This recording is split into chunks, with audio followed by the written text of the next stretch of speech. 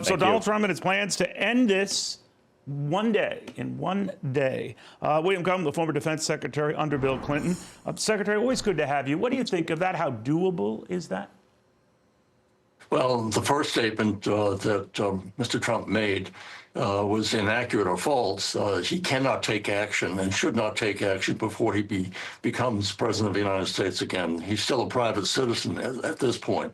But secondly, he could end it once he takes office by simply selling out Ukraine and saying, I'm not going to supply the kind of weaponry you need to defend yourself. He's already sent that signal, which has demoralized Ukraine to begin with, but also our NATO allies. And so sending signals that you're about to undercut a country that wants to be free, that is a sovereign nation that has been invaded by the Russians, who committed an act of violation of international law by invading, and then a series of criminal actions of firing upon civilian hospitals, upon school yards and kids, raping women, kidnapping children, all of these charges. He's been violating the law and getting away with murder.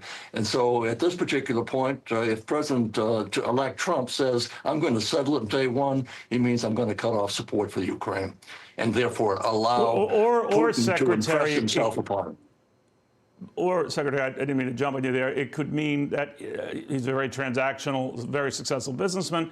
He'll do something on a pragmatic basis to satisfy Vladimir Putin. Some of the land that maybe he has taken in Ukraine he can keep. Otherwise, he's got to go.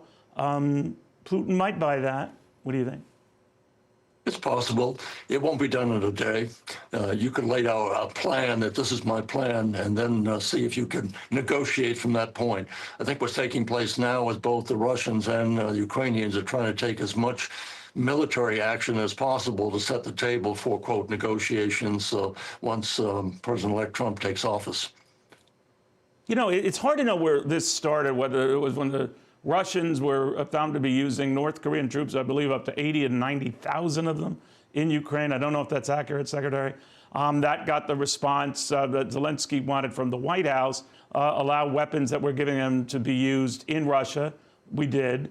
And then right away, you have this response by Vladimir Putin to launch ICBMs Ukraine's way. So you could see where this escalation is going. Where do you see it? But Putin has been escalating from the very beginning. He started off with invading, and then he goes after civilians, and then murdering them on a mass basis, and then he is moving their Ukrainian people into Russia, turning them into Russian citizens. And now what's happened, he's been losing. He doesn't have enough people, so now he calls upon the North Koreans to come in and be his new fodder. And what we've been witnessing with Putin, he's been weaponizing poverty in Russia. He's now taking the poorest people in the giant country of Russia, getting them to fight on the front lines in Ukraine, and then paying their families 3 or 4 times what that son could earn during his lifetime. So what he's doing is militarizing or weaponizing poverty in his own country to carry out the war. So this launching of a long-range hypersonic missile, it's not an evidence of strength, but rather his weakness in his own military, that he can't cut it against the Ukrainians, who've been far outnumbered, but able to defend against him. And what he is showing is how weak his military is, except for his missiles.